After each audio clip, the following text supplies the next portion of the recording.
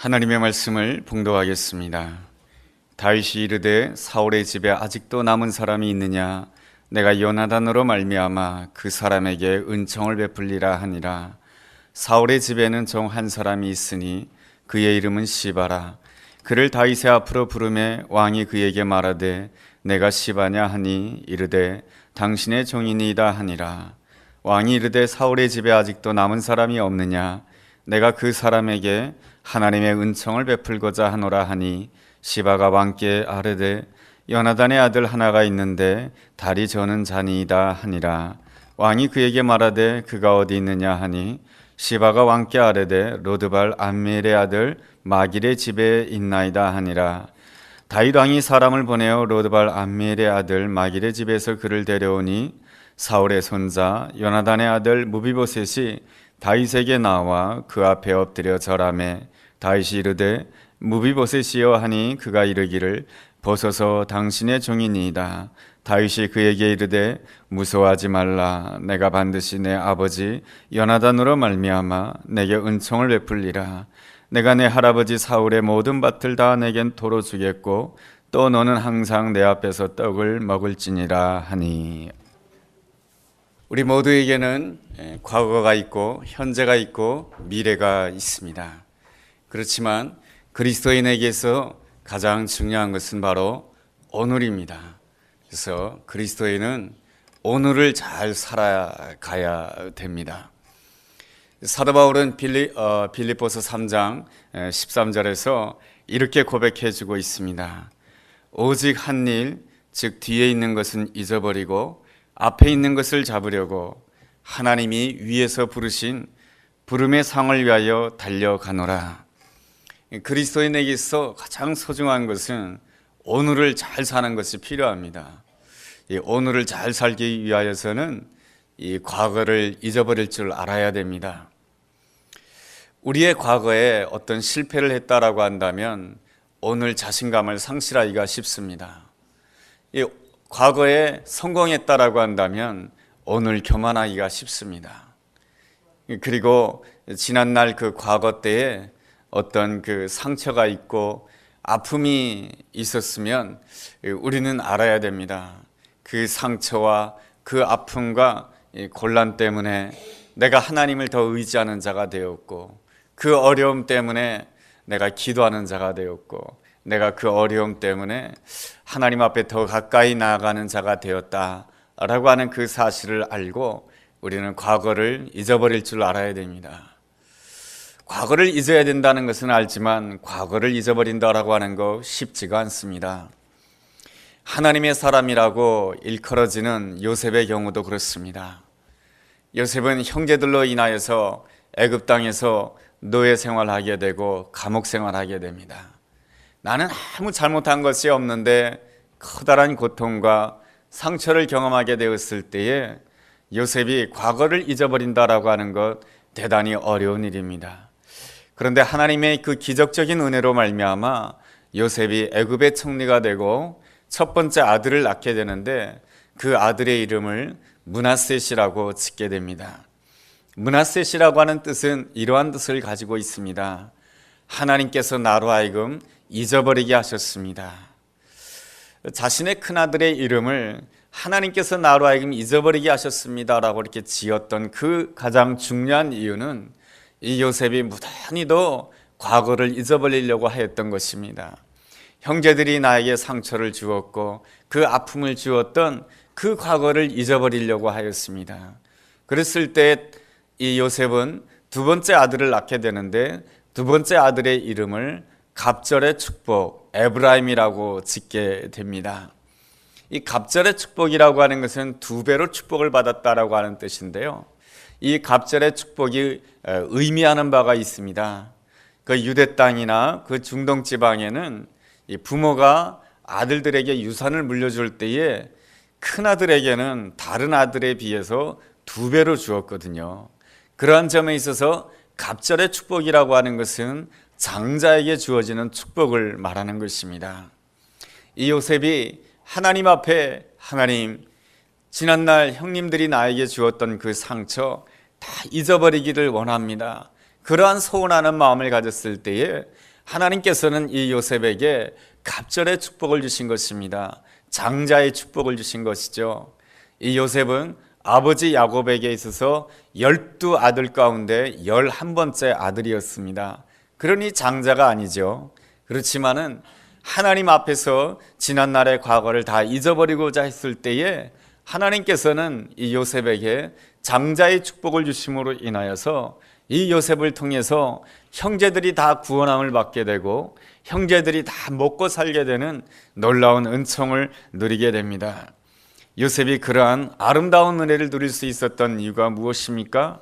그것은 바로 과거를 잊어버리고 하나님께서 준비해 놓으신 미래로 나아갈 줄 알았기 때문에 그렇습니다. 그렇다라고 한다면 우리가 어떻게 과거를 잊어버리고 하나님께서 준비해 놓으신 복된 미래로 나아갈 수가 있겠습니까? 첫째로 하나님의 큰 은혜를 깨달아야 되는 것입니다. 하나님께서 우리에게 베푸신 가장 중요한 은혜가 무엇입니까? 그것은 바로 하나님께서 나를 용서해 주셨다라고 하는 것입니다. 우리는 다 죄를 지은 자로서 하나님의 영광에 이를 수가 없었던 사람이었는데 하나님께서 나를 용서해 주셨다라고 하는 것입니다. 내가 죄를 지었을 때 그 순간부터 하나님께서는 용서를 작정하신 것입니다. 우리 부모님이 그렇잖아요. 자녀가 잘못했지만은 그 자녀를 잘못했을 때 자녀에게 꾸지람 주는 것은 자녀를 버리려고 하는 것 아니에요. 그 모든 의도는 자녀를 사랑하기 때문이요, 자녀를 용서하려고 했던 것입니다. 그렇다라고 한다면 인간이 하나님 앞에서 지은 죄가 무엇입니까? 그것은 바로 판단하는 죄인 것입니다. 나를 기준으로 해서, 나의 형편을 기준으로 해서 하나님을 판단하고, 또 내 형편을 기준으로 해서 야, 나 같은 사람은 형편없는 사람이야, 이렇게 나를 판단하고, 또 나를 기준으로 해서 나와 너를 비교하면서 너를 판단하는 것, 이것이 바로 하나님 앞에서 짓는 인간의 핵심적인 죄인 것입니다. 창세기 3장 말씀에 보면은 그 인간의 죄가 잘 나타나 있습니다. 하나님께서는 처음에 인간 아담과 하와를 창조하신 다음에 에덴 동산에서 살게 하셨습니다. 에덴 동산이라고 하는 것은 기쁨의 동산인 것이죠. 그래서 아담과 하와는 그 에덴 동산에서 기쁘게 살게 되었는데 하나님께서 금하신 열매 한 가지가 있습니다. 그게 뭐냐 하면은 선악을 알게 하는 나무의 열매는 결코 먹어서는 안 된다, 그것을 먹으면 죽게 된다라는 그러한 말씀을 주셨습니다.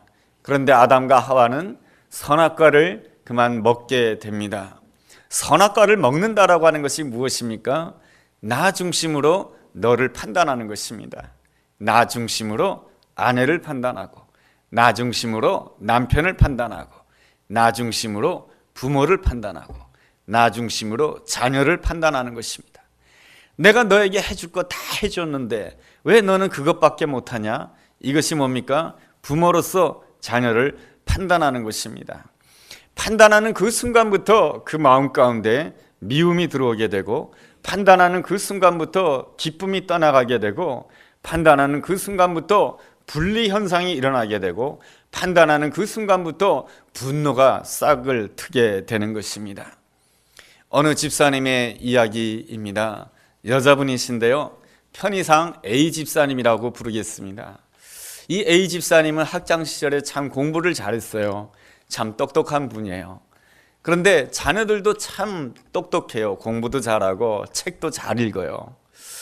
그러한 A 집사님을 보면서 B 집사님이 너무 부러웠습니다. 그래서 B 집사님이 A 집사님에게 이렇게 말을 합니다. 아, 집사님, 저는 집사님의 아이들을 보면 너무너무 부러워요. 어떻게 집사님 아이들은 책도 잘 읽고, 어떻게 집사님 아이들은 공부도 잘하고, 얼마나 이렇게 생활도 바른지 몰라요 하면서 부럽게 이야기를 합니다. 그러자 A 집사님은 대답을 하는데 어떻게 대답하냐 하면은 자기 경험을 기준으로 해서 이야기를 하게 됩니다. 그러면서 이렇게 말합니다. 예, 저는 아이들을 기를 때에 늘 책방을 다녔답니다. 아이들을 데리고 책방을 가다가 보니까 아이들이 책을 좋아하게 되고 책과 친근히 지내다가 보니까 아이들은 책 읽는 사람이 되었고 아이들이 이렇게 공부를 잘하게 되었어요 라고 이렇게 말을 합니다. 그러자 비집사님이 그 이야기를 들어서 야, 참 좋겠어요.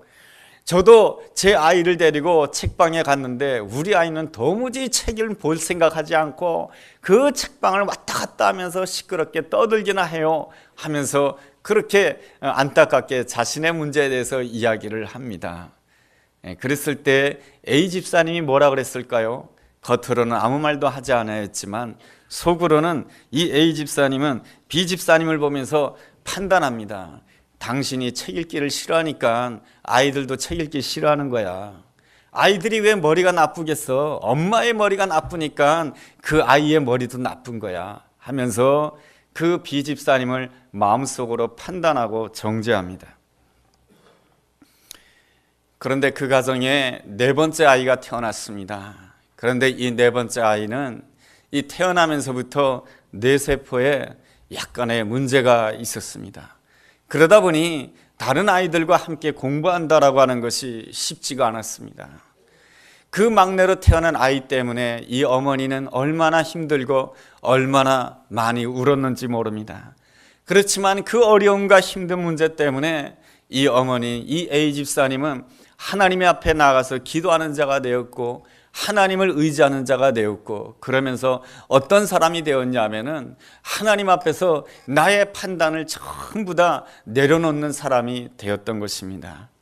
내 판단을 내려놓았다라고 하는 것은 무엇입니까? 나는 지금 알지 못하지만은 내 생각보다 더 높으신 하나님의 계획이 있는 줄로 믿습니다 하면서 하나님을 받아들이는 것이죠. 하나님을 받아들인다라고 하는 것은 무엇입니까? 그것은 바로 하나님을 용서하는 것입니다. 참 말이 좀 이상하지요. 하나님이 우리를 용서하는 것이지 어떻게 우리가 하나님을 용서하는 것입니까? 우리는 내 안에 용서치 못하는 마음으로 인하여서 하나님을 용서하지 않습니다. 나의 삶의 그 경험을 통하여서 우리는 하나님을 향해서 판단을 많이 합니다.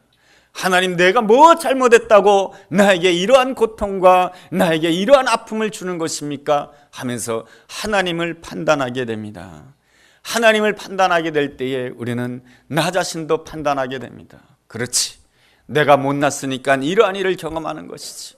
그렇지, 내가 부족하니까 이러한 일을 경험하는 것이지. 그렇지, 내가 실수가 많으니까 이러한 어려운 일을 경험하는 것이지 하면서 나 자신을 판단하고, 나 자신을 판단하는 사람은 내 옆에 있는 사람의 부족한 점에 대해서, 연약한 점에 대해서 자꾸 판단하는 사람이 되는 것이죠. 이것이 바로 하나님과 점점 멀어지는 안타까운 모습인 것입니다. 주님께서 하나님은 어떠한 하나님이십니까? 우리를 보시되 판단하기보다는 우리의 모든 것을 책임져 주시고 내 연약한 점을 그대로 다 받아주시는 놀라우신 주님이십니다. 나를 받아주시기 위해서 하나님께서는 가장 사랑하는 아들 예수 그리스도를 십자가의 죽음 가운데 내어놓으셨습니다. 우리가 그 놀라운 하나님의 사랑을 믿는다라고 한다면 우리는 이 시간에 하나님을 용서해야 되는 것입니다. 하나님을 용서하게 되었을 때 나의 연약함, 나의 부족함, 나의 못남에 대해서도 용서할 수가 있는 것이고, 나를 용서하게 되었을 때 바로 내 옆에 있는 사람을 용서하는 사람이 되는 것입니다. 이렇듯 내 판단을 내려놓고 하나님의 더 큰 뜻을 받아들이게 되었을 때 우리는 지난날의 과거를 잊어버리게 되고 하나님께서 예배해 놓으신 복된 미래로 나아갈 수 있는 그러한 아름다운 사람이 될 수 있는 줄로 믿습니다. 둘째로, 과거를 잊기 위하여서는 내 생각보다 더 높으신 그 하나님의 뜻을 잘 깨달아야 되는 것입니다. 다윗은 오랫동안 광야 생활을 하였습니다. 사울 왕의 추격으로 인하여서 광야에서 어려운 생활을 하였는데 다윗은 자기의 생애를 이렇게 표현하고 있습니다. 사무엘상 20장을 읽어보면 나와 죽음 사이에는 한 걸음뿐입니다. 항상 내 인생은 낭떠러지와 같았다라고 하는 것입니다. 언제 발 한 번만 잘못 디디게 되면 끝도 알 수 없는 낭떠러지에 떨어질 수밖에 없는 것이 자신의 생이었다라고 하는 것입니다. 다윗은 그 사울왕으로 인하여서 자기만 고생한 것이 아니고요, 그리고 자기의 집안, 자기의 가족들까지도 늘 피신하면서 살아야 했던 것입니다. 그러한 점에 있어서 다윗은 참 고생 많이 한 사람이고 힘들게 살아갔던 사람이었습니다. 다윗에게 더 힘들었던 것이 있습니다. 그것은 바로 마음의 외로움이었던 것입니다. 광야에서 쫓김을 당할 때에 시글락 사람들을 구해주게 됩니다. 시글락에 있었던 유대인들이 이 블레셋 사람으로 인해서 고통을 당하는 모습을 보고 다윗과 함께 했던 사람이 우리도 도망 중인데 어떻게 시글락 사람을 도와줄 수 있습니까? 했지만 이 다윗은 나라를 사랑하는 마음으로 그 시글락 사람을 도와주었습니다. 그래서 시글락 사람들은 블레셋 사람들로부터 생명을 구원할 수가 있었고 자신의 물질을 지킬 수가 있었던 것입니다. 그런데 말이죠, 참 사람이 이상하죠. 내가 시글락 사람들에게 선을 베풀어 줬으면 시글락 사람도 다윗에게 선을 베풀어 줘야 되지 않겠습니까? 그런데 시글락 사람들은 다윗 때문에 자신들이 또 피해를 볼까 봐서 이 시글락 사람들은 다윗을 사울 왕에게 고발을 하게 됩니다. 그래서 사울 왕에게 소식을 넣어서 다윗이 이곳에 숨어 있으니 다윗을 잡아가라고 고발을 하게 됩니다. 여러분, 그렇게 되었을 때 이 다윗의 마음이 얼마나 외로웠을까요? 나는 저들을 도와주었는데 저들은 나를 고발하고 있습니다. 나는 저들을 위해서 노력해 주었는데 저들은 나를 버립니다. 이렇게 버림받는 심정이 얼마나 아프고 얼마나 힘들었을까요? 다윗은 한때 이스라엘의 영웅이었습니다. 엘라 골짜기에서 키가 큰 장수 골리앗 장수를 무너뜨리게 되었을 때 모든 백성들이 다윗이 최고다라고 정말로 칭송해 주었습니다. 뿐만 아니라 블레셋과의 전투 때마다 승리함으로 인하여서 예루살렘의 여인들에게 인기가 높았습니다. 예루살렘의 여인들은 노래를 지어서 다윗을 칭송했습니다. 어떤 노래를 지어서 불렀습니까? 사울의 죽인 자는 천천히요, 다윗의 죽인 자는 만만히로다 라고 말이죠. 그만큼 다윗은 인기가 좋았습니다. 인기가 좋으면 좋을수록 사람은 어떻습니까? 더욱더 사람에게 인정받고자 하는 그 마음이 큰 거예요. 그런데 하나님께서는 이 광야 생활을 통해서 그 모든 것들을 다 끊어내기를 원했던 것입니다. 사람들이 나에 대해서 무엇이라고 말하는가, 사람들이 나에 대해서 얼마나 칭송하는가, 거기에 사로잡혀 사는 인생이 되어서는 결단코 하나님께 영광 돌릴 수가 없고 하나님 마음에 합한 사람이 될 수가 없었던 것입니다. 그래야므로 인해서 하나님께서는 이 다윗에게 광야 생활을 허락하신 것이죠. 광야에서 육체적인 어려움도 겪었지만은 그에게 더 힘든 정신적인 고통은 외로움이었던 것입니다. 어느 누구도 내 편이 되어주지 않는 것이죠. 어느 누구도 너는 잘한다라고 말해주지 않는 것이죠. 나만 보기만 하면 사람들은 수근수근거리고 나만 보기만 하면 사람들은 나를 외면하고 내 옆에 오지 않으려고 합니다. 그 인간적인 외로움이 얼마나 힘들었겠습니까? 그렇지만은 다윗은 그 광야의 어려움, 그 외로움을 통하여서 다윗은 사람에게 인정받기를 원하는 사람이기보다는 하나님께 인정받기를 원하는, 오직 하나님만을 구하는, 어떻게 하면 내가 하나님을 기쁘시게 할 수 있을까요? 라고 하는 이 아름다운 신앙을 구하게 되었던 것입니다. 오직 하나님만을 구하는 자가 되었다라고 하는 것이죠. 그러한 아름다운 모습의 결과는 광야의 모습 가운데서도 이 다윗의 모습 속에서 잘 나타납니다. 시글락 사람들이 이 다윗을 고발해 줌으로 인하여서 이 사울 왕이 3,000명의 군사를 이끌고 이 다윗을 추격해 오게 됩니다. 그런데 말이죠, 하나님께서는 이 다윗을 눈동자같이 지켜주셨습니다. 상황이 역전이 됩니다. 그래서 다윗은 사울 왕을 죽일 수 있는 기회가 2번씩이나 주어지게 됩니다. 주변에 있는 모든 사람들은 다윗을 향하여서 이렇게 말합니다. 저 사울 왕을 지금 죽여도 된다라고 말이죠. 하나님이 주신 기회라고 말이죠. 그러나 다윗은 사람들의 말을 따르지 않습니다. 하나님이 무엇을 기뻐하신가를 생각하며 하나님이 기름 부은 종 저 사울 왕을 내가 직접 해칠 수가 없습니다 하면서 그를 살려주게 됩니다. 이것이 무엇입니까? 오직 사람들이 나를 어떻게 생각하는가, 내가 이렇게 행동하고 내가 이러한 말을 한다라고 한다면 사람들이 나에 대해서 무엇이라고 말할까, 이러한 모든 생각에서 벗어나서 하나님이 무엇을 기뻐하시는가, 하나님이 무엇을 좋아하시는가, 거기에 따라서 생각하고 거기에 따라서 결정하는 자가 되었을 때에 이 다윗은 정말로 하나님 마음에 합한 사람이 될 수가 있었던 것입니다. 다윗이 광야 생활을 통해서 깨닫게 된 것은 무엇입니까? 바로 내 인생 가운데 가장 크신 분은 하나님이시다라고 하는 것입니다. 우리의 죄악은 무엇입니까? 나의 인생 가운데 하나님이 점점점 작아지는 것입니다. 하나님이 점점 희미해지는 것입니다. 우리 호산나 찬양대가 하나님을 찬양하지 않았습니까? 주여 내 눈을 열어 주옵소서, 하나님을 보게 하여 주옵소서, 성령이여 내 눈을 열어달라고 지금 찬양하지 않았습니까? 그렇습니다. 우리가 광야 생활 가운데 우리가 사는 길은 바로 성령님께서 나와 함께 하심으로 인하여서 하나님을 크게 보는 것입니다. 내 인생의 승패는 내가 얼마나 수고했느냐, 내가 얼마나 땀 흘렸느냐, 내가 얼마나 어떠한 행동을 했느냐, 거기에 결정되는 것이 아니고 하나님을 어떻게 생각하느냐에 따라서 내 인생이 결정되는 줄로 믿습니다. 여러분, 하나님 하면은 나는 무슨 생각이 떠오릅니까? 하나님 하면 아무런 생각이 떠오르지 않습니까? 하나님이 작아진 것입니다. 다윗은 하나님 하면은 무슨 생각이 떠올랐냐면 시편 23편에 있는 말씀처럼 여호와는 나의 목자시니 내가 부족함이 없음이로다. 그러니 내 앞에 사망의 음침한 골짜기가 있다 할지라도 주의 지팡이와 막대기가 나를 안위하실 것이며 내가 원수의 목전 앞에 있다 할지라도 하나님께서는 그 원수의 목전 앞에서 나에게 상을 베푸실 것을 믿습니다. 오늘 내가 광야를 걸어가고 있지만 여호와께서 나의 목자시기 때문에 하나님이 인도하시는 그 마지막은 반드시 푸른 초장이며 쉴만한 물가인 줄로 믿습니다.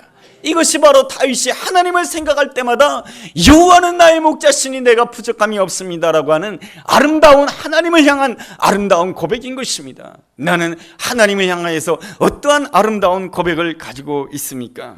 다윗은 광야 생활을 통해서 사람들이 나에 대해서 무엇이라고 말한가, 사람들이 나에 대해서 비난하는가 평가하는가, 거기에 얽매이지 아니하고 어떻게 하면 내가 하나님을 기쁘시게 할까, 하나님은 나의 목자이십니다라고 고백했을 때 주의 인자하심과 성실하심이 그의 인생에 평생도록 함께한 줄로 믿습니다. 바로 하나님이 커 보여야 되는 것이죠. 하나님의 큰 은혜가 커 보이게 되었을 때에 우리는 과거를 잊어버릴 수가 있고 하나님께서 예비해 놓으신 복된 미래로 나갈 수 있는 줄로 믿습니다. 셋째로, 우리가 과거를 잊기 위하여서는 우리는 내 옆에 있는 사람을 용서할 줄 알아야 되는 것입니다. 나에게 잘 대해주는 사람 99사람을 대하는 것보다 나를 힘들게 하는 한 사람을 대하는 게 더 힘든 것이에요. 그래서 예수님께서는 99마리의 양을 놔두고 한 마리를 찾기 위해서 애쓰고 수고한 분이 예수님 아니십니까? 예수님께서 99마리를 두고 한 마리를 찾았다라고 하는 것은 우리로 하여금 내가 대하기 힘든 사람, 내게 미운 사람, 그 사람에 대해서도 내가 용서하는 마음을 가져야 된다라고 하는 것을 우리에게 가르쳐주고 있습니다. 우리 모두에게는 다 미운 사람이 있는 것이죠. 그 미운 사람을 어떻게 대하냐에 따라서 우리는 과거를 잊어버릴 수도 있고 그 과거에 계속해서 묶여 살아가는 사람이 될 수가 있습니다. 다윗에게도 미운 사람이 있었습니다. 그것은 사울왕이죠. 사울왕은 죽었지만 사울왕만 믿겠습니까? 사울의 집안은 다 미운 것이죠. 이 사울왕이 살아있을 때는 끊임없이 쫓겨다니면서 다윗이 고생을 많이 하였습니다. 뿐만 아니라 사울왕이 죽은 다음에 다윗이 헤브론의 왕이 되었을 때 사울의 집안 사람 가운데 이스보셋이 왕이 됩니다. 그렇게 함으로 해서 7년 동안 다윗을 힘들게 하였고 다윗을 대적하였습니다. 그러한 점에 있어서 다윗에게 있어서 사울의 집안은 어떠한 집안입니까? 전부 다 멸해야 되는 집안인 것입니다. 다윗이 자신의 왕권을 확립하기 위하여서는 지난날의 왕족이었던 사람은 다 죽어야 되는 것입니다. 그것이 세상의 방식 아니겠습니까? 왕족이 죽어야 다른 사람들이 사울의 집안을 일으키지 않는 것이었습니다. 그러나 다윗은 이 사울의 집안을 대할 때에 세상 방식으로 대하지 않았습니다. 내가 원하는 방식대로 대하지 아니하고 이 다윗은 그 사울의 집안을 향해서 하나님의 은혜의 방식으로 대하게 됩니다. 그래서 여러분, 사무엘하서 9장 1절에 보면 이러한 말씀이 있습니다. 다윗이 이르되 사울의 집에 아직도 남은 사람이 있느냐? 내가 요나단으로 말미암아 그 사람에게 은혜를 베풀리라. 그리고 3절에도 보면 왕이 이르되 사울의 집에 아직도 남은 사람이 없느냐?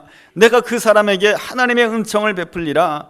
그리고 7절 말씀에 다윗이 그에게 이르되 무수하지 말라. 내가 반드시 내 아버지 요나단으로 말미암아 내게 은총으로 베풀리라. 여러분, 여기에서 나와서 반복되는 아름다운 언어가 있습니다. 바로 은총이라고 하는 단어인 것이죠. 다윗 역시 하나님의 은총을 받아서 내가 오늘 있다라고 하는 것을 알았던 것입니다. 하나님의 은총, 하나님의 은혜라고 하는 것은 무엇입니까? 있는 모습 그대로 받아주시는 것이 바로 하나님의 은혜 아니겠습니까? 내가 무슨 자격이 있어서 조건이 있어서 하나님의 아들이 됐고 하나님의 딸이 된 것입니까? 그렇지 않은 것이죠. 예수 그리스도의 십자가의 보혈의 은혜로 말미암아 오늘 내가 하나님의 아들, 하나님의 딸이 된 줄로 믿습니다. 그 놀라운 사실을 내가 깨닫는다라고 한다면 나 역시 내 옆에 있는 사람을 향해서 하나님의 은혜의 방식대로 대할 줄 알아야 되는 것입니다. 이 다윗이 사울의 집안에 누가 남아있느냐? 그 사람에게 내가 하나님의 은총을 베풀리라 라고 이렇게 묻자 3절 하반절에 이러한 대답이 오게 됩니다. 3절 맨 하반절에 보면은 요나단의 아들 하나가 있는데 다리를 저는 자니이다.